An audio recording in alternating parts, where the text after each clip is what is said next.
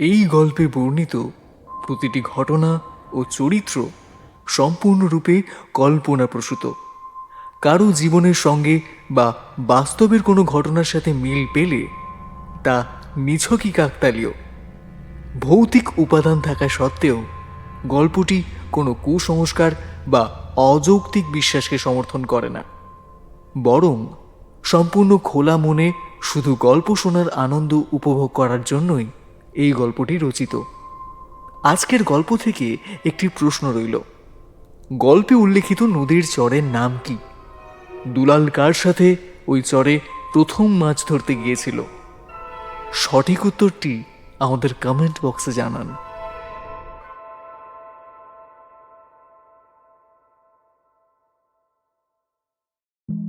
প্রবল দারিদ্র্যের মধ্যে থেকে দুলাল ঠিক করল পরেশ মাঝির সাথে মাছ ধরতে যাবে। যেখানে অন্যান্য খালে মাছের দেখা প্রায় নেই বললেই চলে, সেখানে পরেশ মাঝি অনেক মাছ পাচ্ছে কোথা থেকে? এই কথাটাই তাকে ভাবিয়ে তোলে। সে দেখা করে পরেশ মাঝির সাথে এবং জানতে পারে বুড়িগঙ্গার চরে গেলে নাকি অনেক মাছ পাওয়া যাবে। এবার ওই মাছ ধরতে গিয়েই সে যে কোন বিপদের মুখে সম্মুখীন হতে যাচ্ছে সেই কথা সে না জেনেই ওইখানে চলে যায় এবং ওইখানে গিয়েই সে নিজের ভুলটা বুঝতে পারে। দুলালের বউ প্রথম থেকেই প্রবল আপত্তি করেছিল। সে চায়নি যে তার স্বামী গিয়ে ওইখানে মাছ ধরুক। তবু অদম্য জেদ এবং লোভের বশে দুলাল ওইখানে যায় গভীর রাতে পরেশের সাথে মাছ ধরতে। কি হয়েছিল তারপর? বুড়িগঙ্গার চরের সেই বিভীষিকার হাত থেকে সে কি নিস্তার পেয়েছিল? সম্পূর্ণটা জানতে হলে শুনতে হবে লেখিকা প্রত্যুষা মান্নার কলমে লিখিত দুলাল মাঝির বিপদ এই গল্পটি, শুধুমাত্র সান্ধ্য মজলিস চ্যানেলে।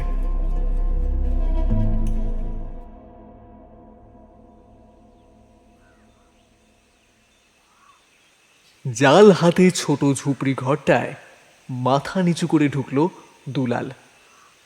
অনেকটাই ক্লান্ত। দুলাল জালটা বারান্দায় রেখেই হাত মুখ ধুয়ে ঘরের দাওয়াতে বসে বলল, বউ, একটু জলমুড়ি দে। বড্ড ঠান্ডা। উত্তরে হাওয়া পাওয়া শুরু করেছে। নদীতে মাছ অনেক কমে গেছে। ঘরের ভেতর থেকে দুলালের বউ জাল হাতে বেরিয়ে এলো। কোনো কথা না বলেই দুলালের দিকে জলের গ্লাসটা বাড়িয়ে দিল, আর সাথে একটা জাম বাটিতে করে মুড়ি। ভোরের আলো পূর্ব আকাশে সবে ফুটেছে। তারই লাল গোলাপি আভা ছড়িয়ে রয়েছে পূর্ব আকাশ জুড়ে। দুলাল দাওয়াতে বসে মুড়ি জল খেয়ে ঘরের ভেতরে ঢুকে গেল। এবার সে ঘুমাবে। সারা রাত সে মাছ ধরেছে, খুব ক্লান্ত, তাই ঘুম পাচ্ছে। দুলালের বউ চলে গেল গোয়াল ঘরে। ভোরবেলা তাকে দুধ দহন করতে হবে। এদিকে যখন দুলাল ঘুম থেকে উঠল তখন 9:30 বেজে গেছে। কিছুক্ষণ তক্তপোষের ওপর বসে জানালা দিয়ে বাইরে আকাশ দেখতে লাগলো উদাস মনে। এমন সময় দুলালের বউ ঘরের ভেতরে প্রবেশ করলো। কালকে মহাজন এসেছিল, অনেকগুলো টাকা পাবে। তোমাকে 1 সপ্তাহের মধ্যে সেগুলো জোগাড় করতে হবে, নয়তো নাকি এই ভিটে বাড়িটা সম্পূর্ণ উনি নিয়ে নেবেন। আর দুলালের বউ আর কিছুই বলতে পারল না। দুলালের চোখ আর কমলির চোখ জলে চিকচিক করে উঠল। আমি কি চেষ্টা করছি না? কিন্তু এখন শীতের মৌসুম, নদীতে মাছ অনেক কম। বর্ষাকালে এত নিম্নচাপ হলো যে মাছ ধরতেই পারলাম না। সব দিক থেকে ভগবান যেন নিঃস্ব করে দিয়েছে। কি আর করবো বলো তো? তবু আমাদের তো চেষ্টা করতে হবে। পরেশের কাছে যাব। শুনেছি ও অনেক মাছ ধরেছে। দেখি ওর সাথে আমিও যেতে পারি কিনা। দুলাল বিকেলবেলা পরেশ জেলের সাথে দেখা করতে যায়। পরেশ দুলালেরই বন্ধু। ওরা আগে একসাথে মাছ ধরতো, এখন আলাদা ধরে। এই শীতে যেখানে মাছ কম, সেখানে পরেশ অনেক মাছ ধরছে, কিন্তু কিভাবে তাই জানবে বলে দুলাল সেখানে যায়। পরেশ, এই পরেশ! হ্যাঁ রে, বল। আয় আয় ভেতরে আয়। কি করছিস রে? জাল নিয়ে বসেছিস দেখছি।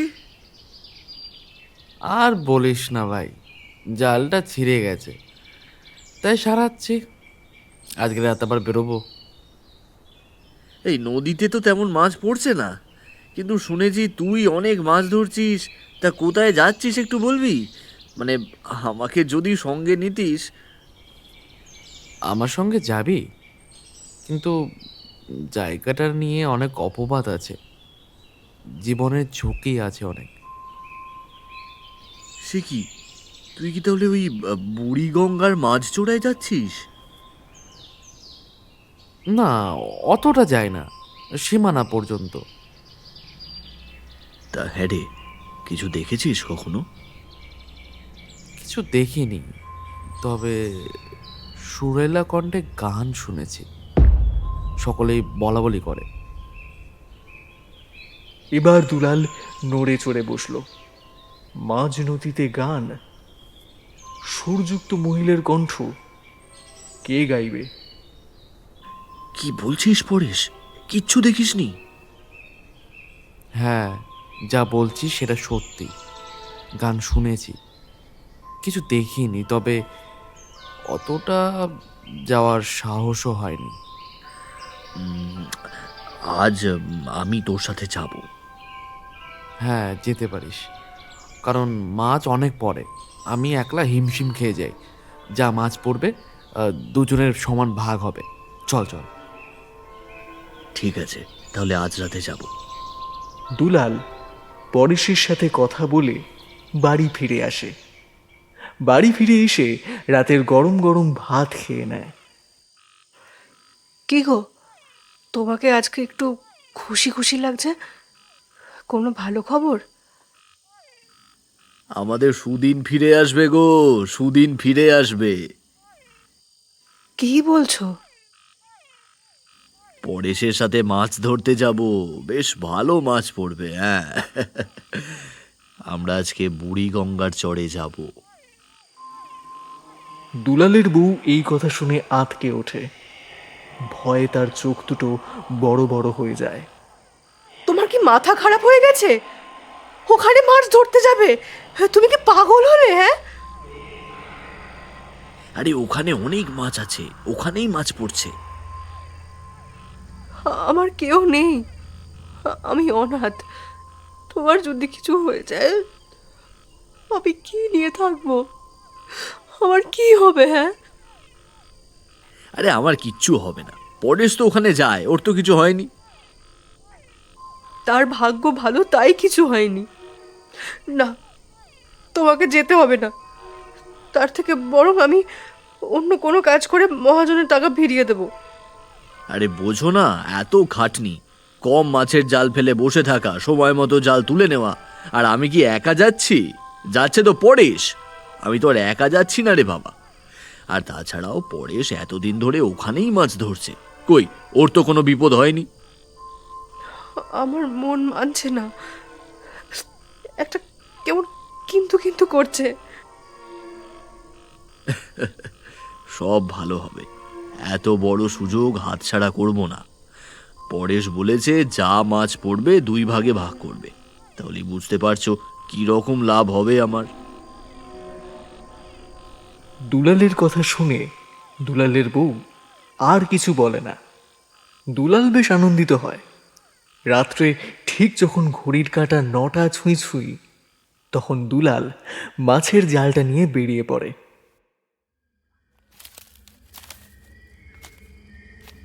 হাতে একটা হ্যারিকেন, আর সাথে একটা ছোট্ট কাপড়ের পুটুলিতে কিছু মুড়ি আর বাতাসা, আর একটা জলের বোতল। দুলাল নদীর দিকে হেঁটে চলেছে। যাওয়ার সময় সে একটা বিড়ি ধরিয়ে নেয়। বিড়িতে টান দিতে দিতে আপন মনে সে হেঁটে যাচ্ছিল। এমন সময় হঠাৎ করে তাল গাছের পাতাটা নড়ে ওঠে।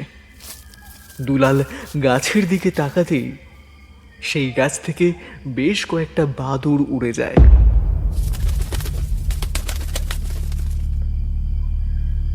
বাদুড়গুলোর আকৃতি যেন স্বাভাবিকের থেকে বড়। দুলাল আবারও পা বাড়াতে যাবে, এমন সময় একটা কালো বিড়াল তার রাস্তা কেটে দেয়। দুলালের মাথাটা গরম হয়ে যায়। এই, শালা হতচ্ছাড়া বিড়াল, এখনই পথ কাটতে হলো। উফ, চত্বর সব। গ্রামেগঞ্জে একটা কথা প্রচলিত আছে, কালো বিড়াল রাস্তা কেটে দিলে কোনো বিপদ হতে চলেছে। দুলালও সেই কথা ভেবে ভীষণ রেগে যায়। দুলাল এত বড় সুযোগ হাতছাড়া করবে না, যা হবে দেখা যাবে।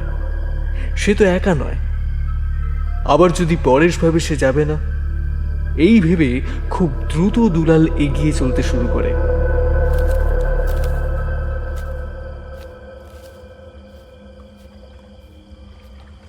পরেশ অনেকক্ষণ থেকেই নৌকার ভিতরে বসে দুলালের জন্য অপেক্ষা করছিল। সেও আজকে খুব খুশি। একা একা থাকলে যে পরিমাণ মাছ সে ধরতে পারে, দুজন থাকলে তার থেকেও বেশি পরিমাণ মাছ ধরা যায়। অবশ্য পরেশ যে ওই দিকটায় মাছ ধরতে যায় তা কেউ জানে না। জানলে অনেকেই বাধা দিত, তাই পরেশ কাউকে জানায়নি।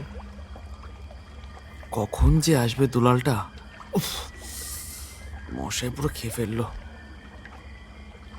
পরেশ হাত দিয়ে মশা মারতে মারতে কথাটা বলল। হঠাৎ নৌকাটা দুলে উঠল। পিছন ঘুরে তাকাতেই লক্ষ্য করল দুলাল নৌকায় উঠে এসেছে। কিরে, এত দেরি হলো কেন তোর?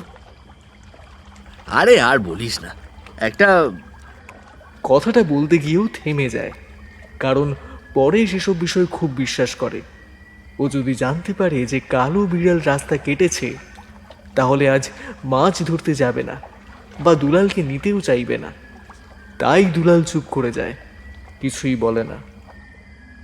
আরে একটু দেরি হয়ে গেল আর কি। চল না, চল, নৌকা ছাড়। আস্তে করে নৌকাটা দাঁড় টানতে টানতে এগিয়ে চলল দুলাল আর পরেশ। পূর্ণিমার রাত, চাঁদের আলো জলের ওপর পড়ে ঝিকমিক করছে, শান্ত হাওয়া বইছে, তবে বাতাস বেশ ঠান্ডা হয়ে এসেছে। কিছু দূর যেতেই হঠাৎ পরেশ নৌকা থামিয়ে দিল। কি রে, কি হলো? নৌকা থামিয়ে দিলি কেন? এখানেই আমরা মাছ ধরবো, আজ যাবো না। ওই যে দেখ, দূরে বুড়িগঙ্গার চর। আর একটু এগিয়ে যাওয়া যাক না, তাহলে মাছটা তো ভালোই পড়বে। একদম না, একদম এগোনো যাবে না, এখানে মাছ ধরবো। এই বলে পরেশ নৌকাটা থামিয়ে দুটো লোঙর ফেলে দিল। দুজনে দাঁড়িয়ে জাল ফেলতে শুরু করলো। জাল ফেলে দুজনেই হারিকেন জেলে নৌকার ছইয়ের ভেতরে বসে অপেক্ষা করতে লাগলো। এমন সময় দুলাল বলে, শুনেছিলাম এখানে কোনো মায়াবিনী থাকে। পরেশ গলা নামিয়ে বলে, হ্যাঁ থাকে তো, আমি অনেকবার তার ডাক শুনেছি। তবে তার ডাক শুনে এগিয়ে গেলেই বিপদ, তার ডাক উপেক্ষা করলে কোনো বিপদ নেই। আমি প্রতিবারই তার ডাকে উপেক্ষা করি, আমার মতো কাজ করি আর ফিরে যাই। নৌকা চালিয়ে এগিয়ে গেলে মানেই বিপদ।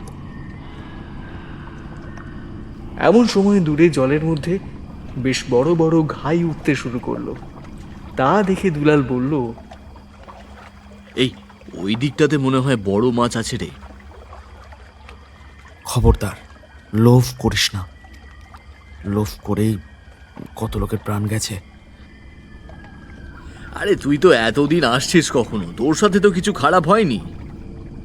কারণ আমি কখনো লোভ করিনি। কিন্তু ওই দিকটা ভালো মাছ পাওয়া যাবে। এই চুপ কর তো, চুপ। ওই যে দূরে চর দেখছিস, তার থেকে এতটুকু দূরেই থাকবি। এর আগে একদম যাবি না। দূরের ওই চরটা একটু পরেই জোয়ারে ডুবে যাবে, ওই পারে একদম না। দুলাল মাথা বাড়িয়ে দেখে দূরের চর আস্তে আস্তে জোয়ারের জলে ডুবে যেতে শুরু করেছে। এবার এবার মাছ ধরার সময়। পরেশ আর দুলাল ছইয়ের ভেতরে ঢুকে গা ঢেকে শুয়ে পড়ল। নৌকা হালকা দুলতে লাগলো জোয়ারের টানে। কতক্ষণ এভাবে কাটলো তারা কেউই জানে না। হঠাৎ দুলালের ঘুম ভেঙে যায়। একটা মিষ্টি সুর, যেন দূরে বসে কেউ গান গাইছে। এই এই এই, এটা কিসের শব্দ পরেশ? পরেশ, এটা কিসের শব্দ? পরেশ ঘুমের ঘুরে বলে, সেই মায়াবিনীর দাড়ি রাখ। একদম সে শব্দ শুনে মোহিত হয়ে পড়বি না। সেবার কিছুক্ষণ পর জাল গুটিয়ে বাড়ি চলে যাব। এক চালেই মালামাল মালামাল।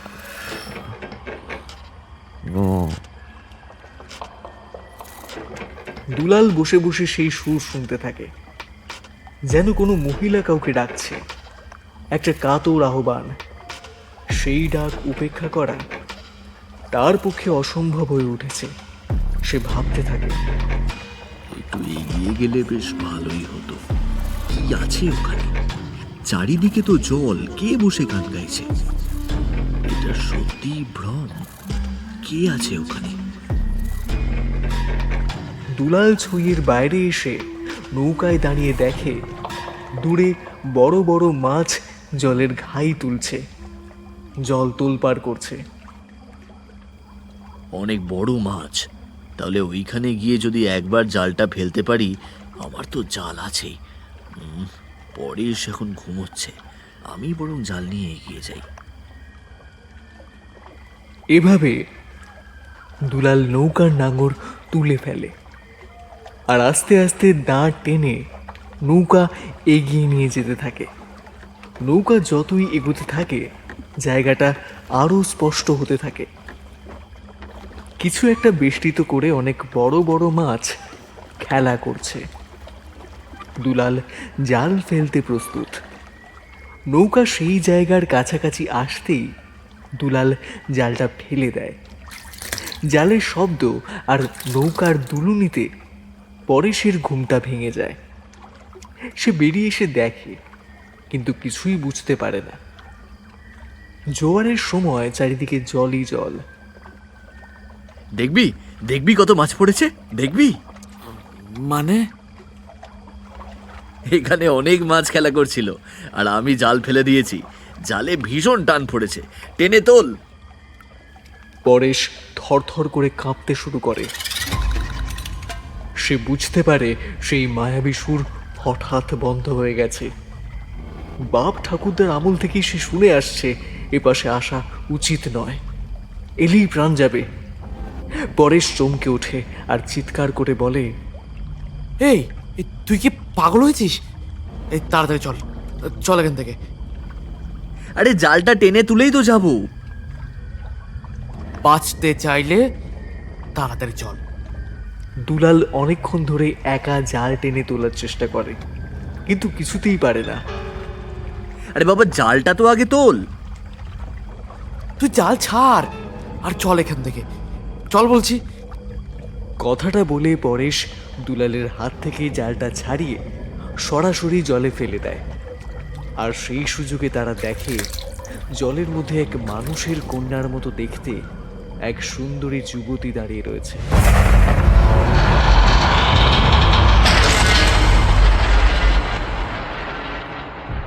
শরীরের উপরের দিকটা মানুষের মতো, কিন্তু মুখটা অদ্ভুত। গায়ে ঝকমকে স্বর্ণের অলংকার, মণিমুক্তয় ভরা সাজ। দুলালকে দেখেই সে হিংস্রভাবে চিৎকার করে ওঠে।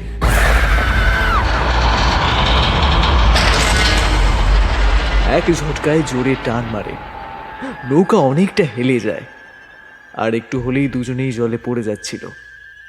অনেক কষ্টে তারা নিজেদেরকে সামলে নেয়। পর মুহূর্তেই সেই অদ্ভুত মেয়েটা জলের তলায় তলিয়ে যায়, আর তার আগে রেগে চোখ মুখ খিচিয়ে তীব্র রাগের বহিঃপ্রকাশ করে। অবাক হয়ে দুলাল আর পরেশ তাকিয়ে থাকে। চল চল এখান থেকে, আগে চল, আগে চল। তারা যা দেখেছে তারা সেটা বিশ্বাসই করতে পারছে না।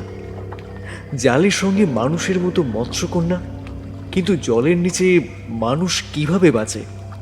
আর এত স্বর্ণের গয়না, বস্ত্রবিহীন শরীর, চোখ দুটো অত্যন্ত মায়াবী, কিন্তু মুখে তীক্ষ্ণ দাঁত। এটা কি করে সম্ভব? তার ওপর সেই পাশবিক চিৎকার। হঠাৎই তারা আবার শুনতে পায় একটা অদ্ভুত গগনভেদী চিৎকার।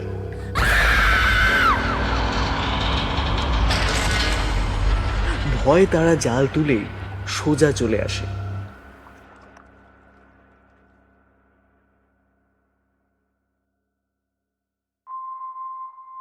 এরপর পরেশ আর দুলাল দুদিন অসুস্থ ছিল।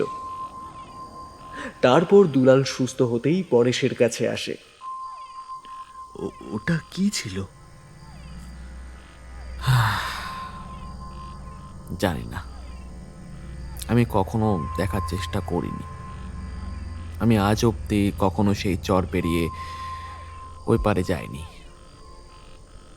তুই কেন গিয়েছিলে বলতো? কেন গিয়েছিলি সেদিন? তুই কেন করলি এটা বলতো? হ্যাঁ, তুই লক্ষ্য করেছিলি গায়ের গয়নাগুলো?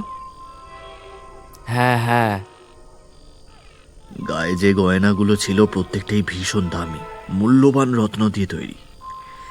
একবার ভেবে দেখ, ওগুলো যদি আমাদের কাছে আসে তাহলে আমাদের কত ভালো হবে। হ্যাঁ, আমাদের তো ভাগ্যই ফিরে যাবে। অতি লোভ ভালো নয়। ওই লোভের জন্যই সর্বনাশ হয়েছিল। সর্বনাশ অন্য কোনো কারণে হয়েছিল। অন্যরা মারা গিয়েছিল হয়তো অন্য কিছু কারণে, আমরা গিয়ে ফিরে এলাম। একবার ভেবে দেখ, তুই যদি সাহায্য করতিস তাহলে তাহলে ওটা যাই হোক আমরা ধরে আনতে পারতাম। না না, ওটা ঠিক হবে না। একবার ভেবে দেখ, ওই গয়নাগুলো যদি আমরা পেতাম তাহলে আমাদের আর কষ্ট করে মাছ ধরতে হতো না। এইভাবে আমরা ওদের ধরেই গয়না তুলে অনেক ধনী হয়ে যেতে পারতাম। তা হতে পারতাম। দুজনেই কিছুক্ষণ চুপ করে থাকে। মনে হয় মনে মনে দুজনেই কিছু একটা হিসাব করছে। যাবি নাকি পরেশ? পরেশ অবাক দৃষ্টিতে তাকিয়ে থাকে দুলালের দিকে। হ্যাঁ, বলতে চাইছে, কিন্তু মুখে কিছুই বলতে পারছে না। দেখ, তুই নাও যেতে পারিস, আমি তোকে জোর করব না। তবে আমি আরো দুজনকে নিয়ে যাব ওপারে, রামু মাঝি আর নিতাই। ওদের বললে হয়তো রাজি হবে। এই বলেই দুলাল ঘর থেকে বেরিয়ে পড়ে। অন্ধকার গ্রামের রাস্তার মধ্যে হারিয়ে যায়। পরেশ অনেকক্ষণ বসে ভাবতে থাকে যে কি করবে। তার মাথা একদম কাজ করছে না। ওদিকে দুলাল এগিয়ে যাচ্ছে নিতাইয়ের বাড়ির দিকে। নিতাই তখন বারান্দায় বসে গুড় মুড়ি খাচ্ছিল। দুলালকে দেখে বলে, আরে আয়, গুড়মুড়ি খাবি? আয় আয়। একটা দরকারি কথা বলতে এসেছি। আগে বস, মুড়ি খা, তারপর শুনবো। এখন তো আর এদিকে আসিস না।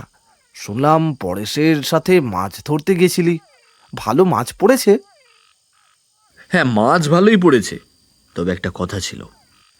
দুলাল কিছুক্ষণ চুপ করে থাকে। নিতাই হাঁ করে তাকিয়ে থাকে। কি বলবি বল। বুড়িগঙ্গার চরে যাবি? কথা শুনে নিতাই চুপ করে যায়। বড় বড় চোখ করে তাকিয়ে থাকে দুলালের দিকে। ওখানে এমন একটা জিনিস দেখেছি তুই বিশ্বাসই করতে পারবি না। সম্পূর্ণ মানুষের মতো, কিন্তু একটু আলাদা। গা ভরা গয়না, যেন জলের পাতালপুরি থেকে উঠে আসা কোনো রাজকন্যা। তবে হিংস্রতার দাঁতগুলো দেখলেই বুঝবি। দুলাল কিছু বলতে যাবে তার আগেই নিতাই বলে, আমার দাদু বলতো বুড়িডাঙ্গার জলে নাকি জলদেবী থাকে। এরা এমনিতে শান্ত, কিন্তু রেগে গেলে ভয়ঙ্কর। এরা জলের পরী, জাদুও পারে।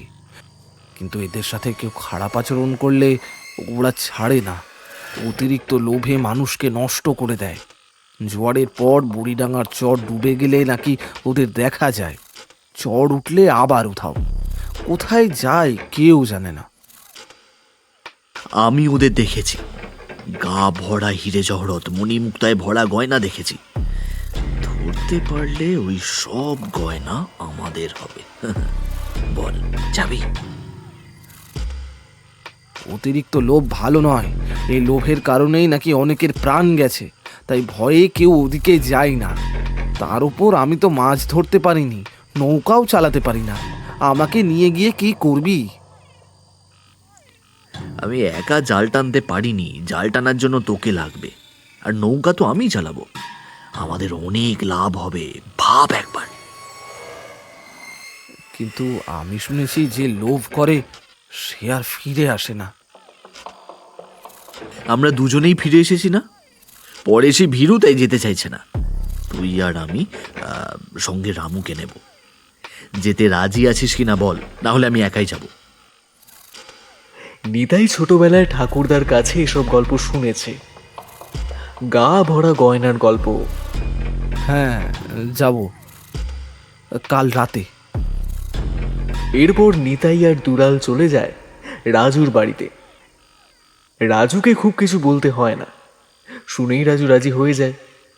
দুলালের আর চিন্তা নেই, 3 জন পাওয়া গেছে। পরেশ না গেলে আফসোস ছিল, কিন্তু জোর করে তো কাউকে নিয়ে যাওয়া যায় না। এখন যাচ্ছে না, পরে সাহায্য চাইতে এলে কিচ্ছু পাবে না।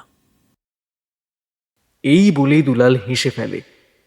রাতের দিকে দুলাল ঘরে ঢুকতেই বউ চিৎকার করে ওঠে, কি হয়েছে বলো তো? কোথায় ছিলে এতক্ষণ? গেছিলাম পরেশ আর রাজুর বাড়িতে। দাও, তাড়াতাড়ি খেতে দাও তো, খেতে ঘুমাবো। বউ রেগে মেগে খাবার দেয়। দুলাল দ্রুত খেয়ে শুয়ে পড়ে, মনে মনে পরিকল্পনা সাজাতে থাকে।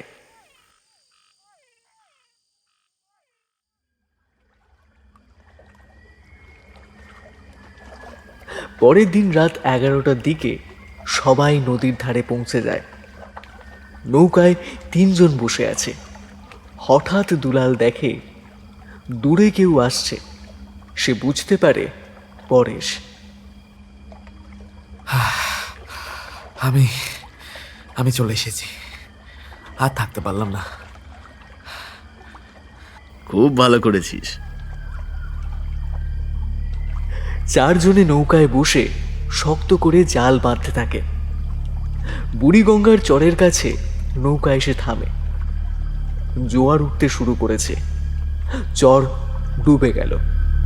হঠাৎ আবারও সেই করুণ সুর, যেন যন্ত্রণায় কেউ ডাকছে। তার সঙ্গে দূরে বড় বড় মাছ জলের মধ্যে খেলা করছে। আর তখনই ওরা দেখতে পায় সেই মেয়েটা। ওই তো ওইখানে। মেয়েটা ধীরে ধীরে নৌকার দিকে আসছে।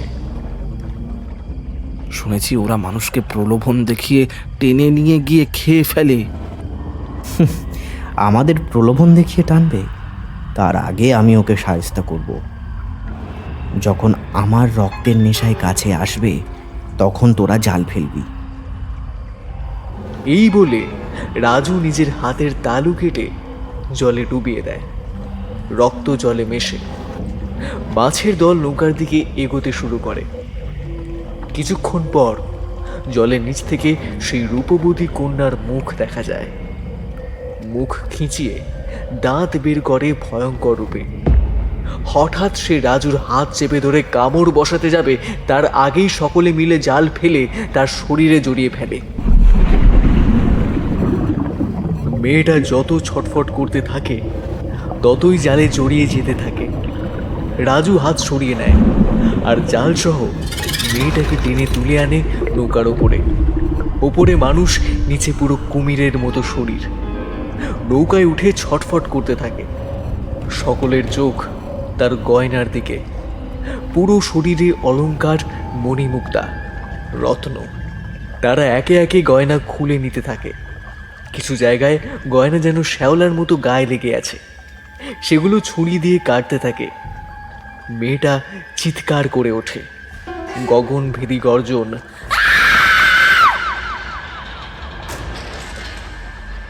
কয়েক ঘন্টার ক্লান্তির পর অবশেষে গয়না রত্ন সব আলাদা করতে পারে তারা। কিছুক্ষণ পরে রাজু বলে, কি করবি বলতো? এটাকে নিয়ে কি গ্রামে যাবি?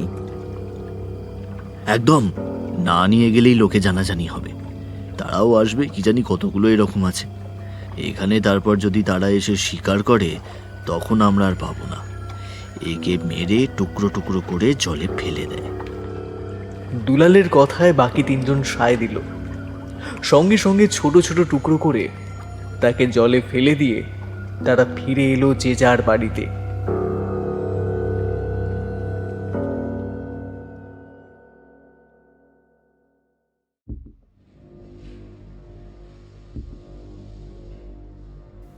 এই ঘটনার একদিন পর থেকেই অদ্ভুত একটা কালো কুয়াশা দেখা গেল গ্রামে। নদীর এলাকার চারিদিকের জল হঠাৎই ঘোলা হতে দেখে গ্রামবাসীরা ভয় পেয়ে গিয়েছিল। চা দোকানে বসে দুলাল, রাজু, নিতাই আর পরেশ চা খাচ্ছিল আর নিজেদের মধ্যে খুব চাপা গলায় আলোচনা করছিল। কাজটা কি ঠিক হয়েছে?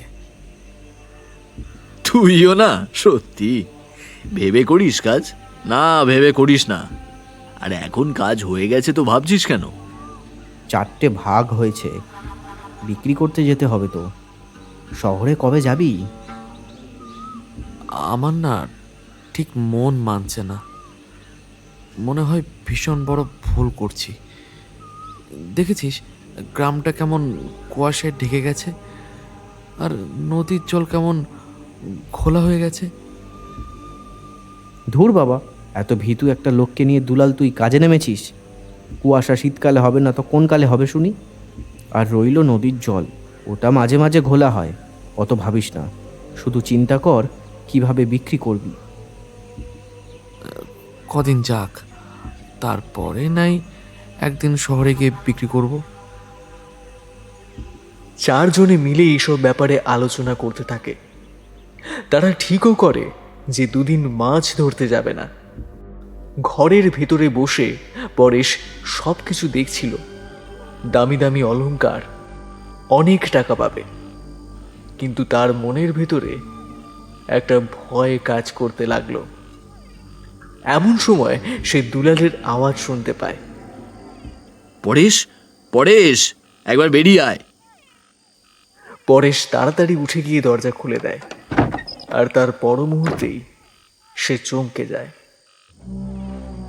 এভাবে দরজা খোলাটা আমার উচিত হয়নি। দরজা বন্ধ করেই সে ঘরে ঢুকতে যাবে, এমন সময় হাতে হালকা টান অনুভব করে। ঘুরে তাকিয়ে দেখে সামনে দাঁড়িয়ে আছে দুলাল। চল আমার সাথে। কোথায় যাবি? আরে চল তো আমার সাথে। দুলাল তাকে হাত ধরে টানতে টানতে নিয়ে যায়। পরেশ যেন তার পিছু পিছু কোনো অদৃশ্য টানে চলে যাচ্ছে। সে কিছুই বলতে পারছিল না। কিছু দূর আসার পর পরেশ লক্ষ্য করে দুলাল যেন বাতাসে ভেসে আছে। তৎক্ষণাৎ তার জ্ঞান ফেরে, সে চমকে ওঠে। কে কে আমার আমার আমার হাত ছাড়। কে তুই? সে আওয়াজ করার পর দুলাল পিছন ফিরে তাকায়।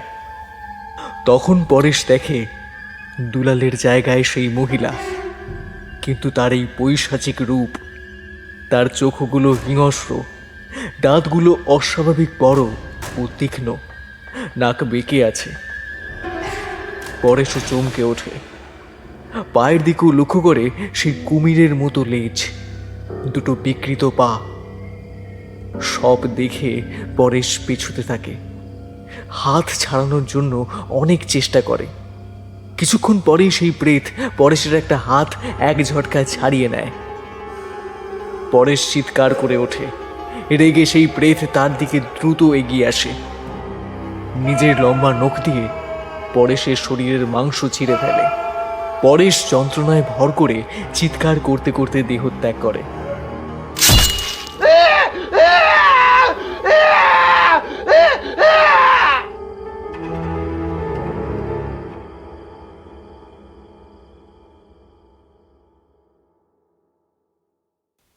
পরের দিন সকালবেলা অনেকেই ঘটনাস্থলে জমা হয়।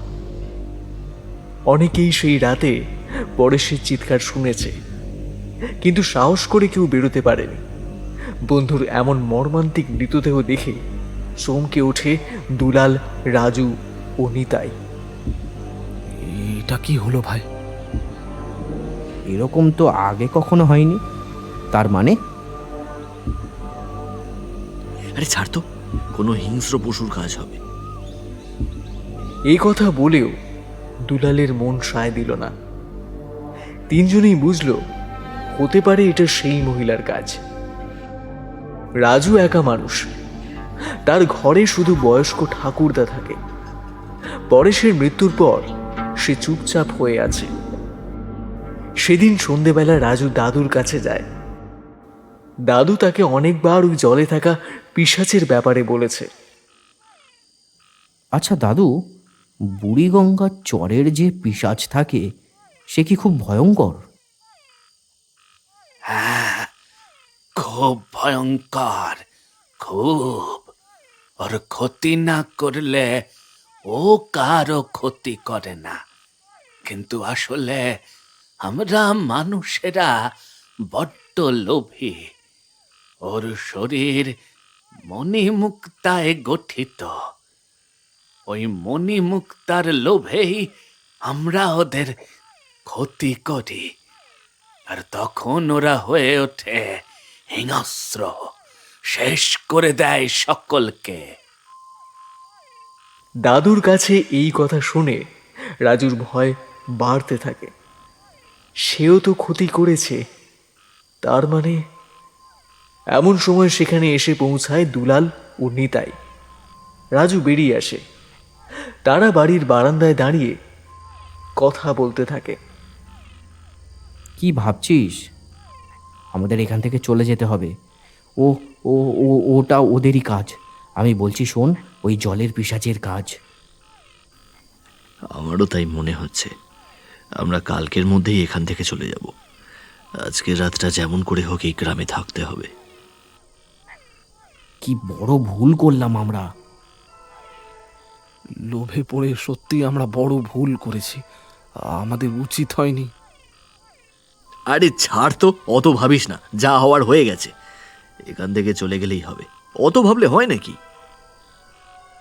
ঠিক আছে, আয় তোরা। চা খাবি তো? আয়। না রে, সন্ধে থাকতে থাকতে বাড়ি চলে যায়, তারপর ঘরে দৌড় দিয়ে বসে থাকবো। সেই ভালো, সাবধানে যাস। রাজু ঘরের ভেতরে চলে আসে। বাকিরা বাড়ি ফিরে যাওয়ার জন্য রাস্তার দিকে পা বাড়ায়। রাজু সন্ধে হলেই একটা বদ অভ্যেস, সে একটু নেশা করে। সেদিন সে বেরোতে পারবে না। ঘরে রান্না করে সবেমাত্র দাদুর কাছে এসেছিল দাদুকে খাওয়াবে বলে ডাকতে, কিন্তু এসে দেখে দাদুর পাশে কেউ একটা বসে আছে। আলো আঁধারিতে সে ভালো করে কিছু দেখতে পায় না। কে কে? অবাক হয়ে রাজু তাকিয়ে থাকে। বসে থাকা মানুষটা হঠাৎ করে রাজুর দিকে মুখ ঘোরায়। রাজু তাকিয়ে অবাক, কারণ সে হুবহু রাজুর মতো দেখতে, কিন্তু তার মুখে ফুটে আছে ভয়ঙ্কর হাসি, সেই মেয়েটার মতো। কে কে? রাজু কি করবে বুঝতে না পেরে দরজা খুলে ঘর থেকে বেরিয়ে আসে আর দৌড়াতে শুরু করে রাস্তায়। কিন্তু যতবারই সে দৌড়ে পালানোর চেষ্টা করে, প্রত্যেকবারই সেই একই জায়গায় তার বাড়ির দরজার কাছে এসেই থমকে যায়। রাস্তা যেন এক গোলক ধাঁধা হয়ে গেছে। যেদিক দিয়ে ছুটোছুটি করুক না কেন, সে বারবারই বাড়ির সামনের দরজার কাছে এসে পড়ছে। রাজু হাঁপাতে হাঁপাতে বলল, এটা আমার সাথে কি হচ্ছে? হঠাৎ রাজু দেখতে পায় এক সুন্দরী মহিলা তার সামনে দাঁড়িয়ে আছে। সেই একই মেয়ে, সেই জলের মেয়ে, যাকে তারা কিছুদিন আগে টুকরো টুকরো করে নদীতে ফেলে দিয়েছিল। সেই রাজুকে দেখে হেসে উঠল।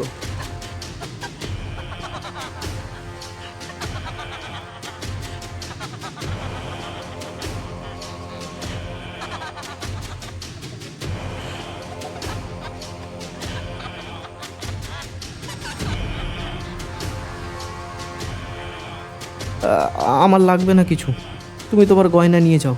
আমি আমি ভুল করেছি, আমাকে ক্ষমা করে দাও, আমাকে ছেড়ে দাও। আমি লোভী হয়ে গেছিলাম, আমাকে ছেড়ে দাও, ক্ষমা করে দাও। মেয়েটা এক ভয়ঙ্কর চিৎকার করে ওঠে, আর কিছু বলে না, শুধু চিৎকার করতে করতে তার দিকে এগিয়ে আসে। তারপর তার হাত দিয়ে রাজুর বুকের মধ্যে ঢুকিয়ে টেনে ছিঁড়ে আনে হৃৎপিণ্ড। রাজুর চিৎকারে গোটা গ্রাম কেঁপে ওঠে। রাজুর বাড়ির পাশেই নিতাইদের বাড়ি। নিতাই সেই চিৎকার শুনে শিউরে ওঠে আর দেবতার নাম জপ করতে থাকে।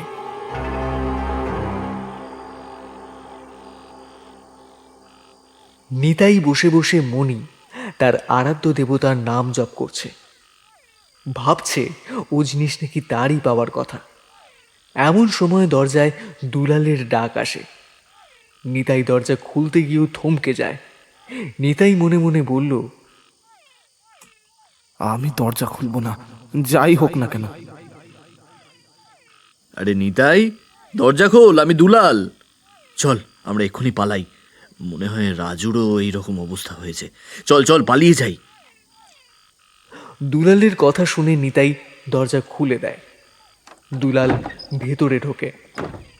চল চল, এখনই বেরিয়ে পড়া লাগবে। ঝুলেই যাব, তবে যদি ওই পৈশাচিক শক্তির হাত থেকে বাঁচতে পারি। দুলাল আর নিতাই ঘরের বাইরে বেরোতেই নিতাই বলে, দাঁড়া, গয়নার ব্যাগটা তো নিলাম না, যার জন্য এত কিছু, সেটা ফেলে রাখা যায় নাকি? নিতাই ব্যাগ নিতে ঘরে ঢুকতে যাবে, এমন সময় দুলাল তার হাত শক্ত করে ধরে আর ভয়ঙ্করভাবে হেসে ওঠে। হাসির গলা শুনে নিতাই বুঝতে পারে এ দুলাল নয়। ভয়ে সে তাকাতেই দেখে রক্তাক্ত অবস্থায় সেই জলের মেয়েটা দাঁড়িয়ে আছে। কি বিভৎস মুখ, তীক্ষ্ণ দাঁত, রক্ত চোখ আর বড় বড় নখ তার হাত শক্ত করে ধরে আছে। আমাকে ছেড়ে দাও, আমাকে ছেড়ে দাও, আমাকে বাঁচাও, কে আছো, বাঁচাও, আমাকে ছেড়ে দাও। নিতাই চিৎকার করতে থাকে, কিন্তু গ্রামের মানুষ রাতে বেরোতেই ভয় পায়। তার উপর পরপর মৃত্যু, কেউ সাহস করে দরজা খুলল না। নিতাইয়ের চিৎকার বাড়িতেই থাকে। হঠাৎ তার জীবনের শেষ চিৎকার বেরিয়ে আসে। সে দেখে মহিলা অদ্ভুত দৃষ্টিতে তার গলার দিকে তাকিয়ে আছে। কিছু বলে না, হঠাৎ দাঁত বের করে নিতাইয়ের গলায় কামড় বসায়। নিতাইয়ের শেষ চিৎকার বেজে ওঠে।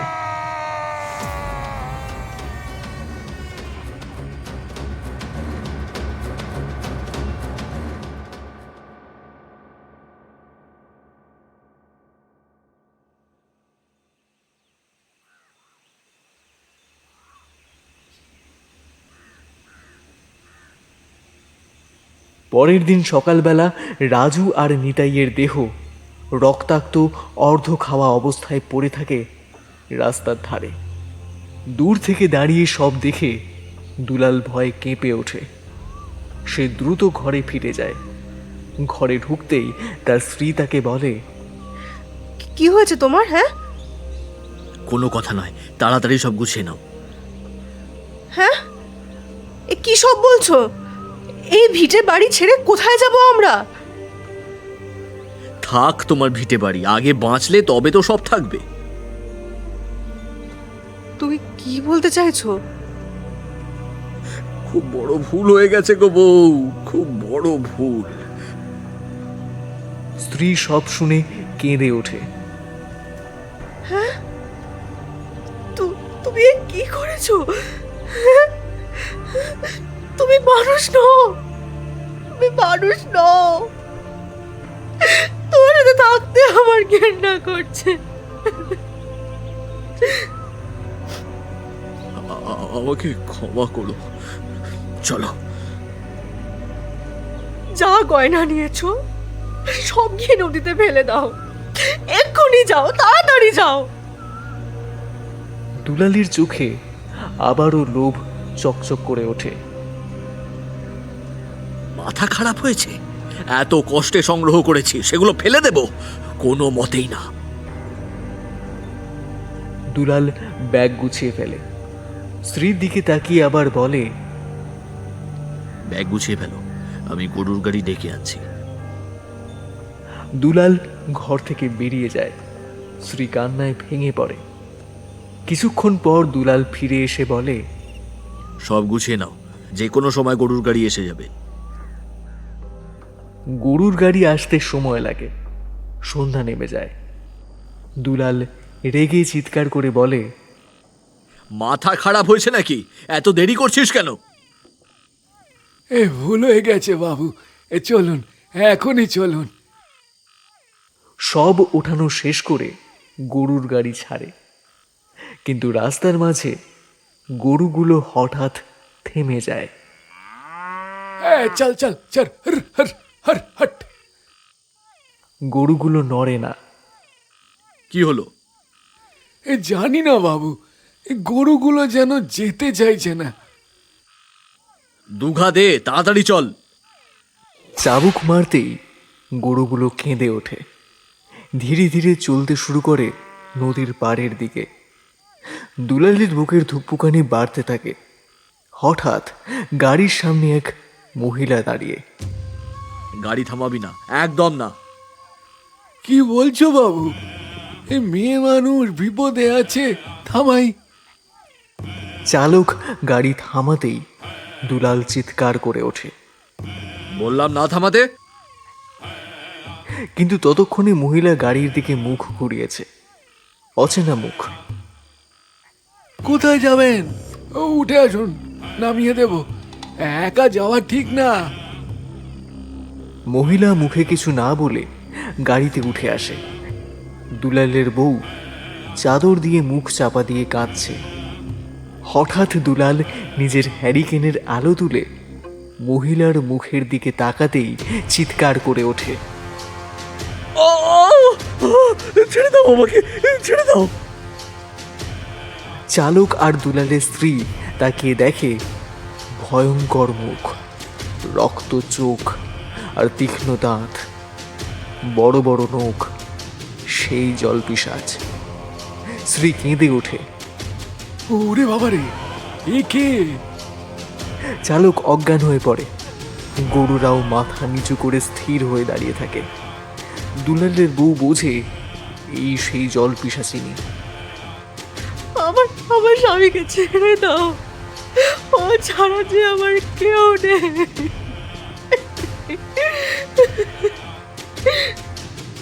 পিশাচিনী একবার দুলালের দিকে, একবার তার স্ত্রীর দিকে তাকায়। দুলাল কাঁপতে কাঁপতে বলে, আমাকে ছেড়ে দাও, আমাকে বাঁচতে দাও। পিশাচিনী চিৎকার করে ওঠে। লম্বা হাত দুলালের বুকে ঢুকিয়ে হৃৎপিণ্ড টেনে ছিঁড়ে আনে। দুলাল কেঁপে কেঁপে নিস্তব্ধ হয়ে যায়। দুলালের বউ স্থির হয়ে তাকিয়ে থাকে, কিছু বলতে পারে না, শুধুই কান্না। পিশাচিনী এগিয়ে আসে তার স্ত্রীর দিকে। স্ত্রী মরতে প্রস্তুত, কিন্তু পিশাচিনী তার পেটে হাত বুলিয়ে শান্ত দৃষ্টিতে তাকায়।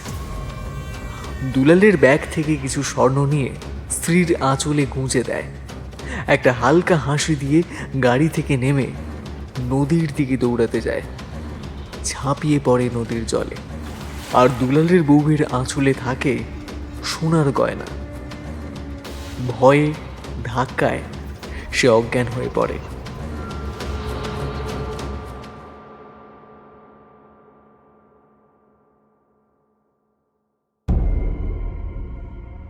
তাহলে কেমন লাগলো আজকের গল্প? আজকের গল্প পাঠ এবং গল্পের সূত্র ধরে ছিলাম আমি দীপ্তদীপ। অন্যান্য চরিত্রে অভিনয় করেছেন মহুয়া, রৌনক, সাম্য, শুভঙ্কর, রাহুল ও অতনু। প্রচ্ছদ নির্মাণ করেছেন পিয়ালি। তাহলে আজকে এতটুকুই। আবারও দেখা হচ্ছে পরবর্তী একটি নতুন রোমাঞ্চকর গল্পে। ততদিন শুনতে থাকুন শান্ত মজলিস।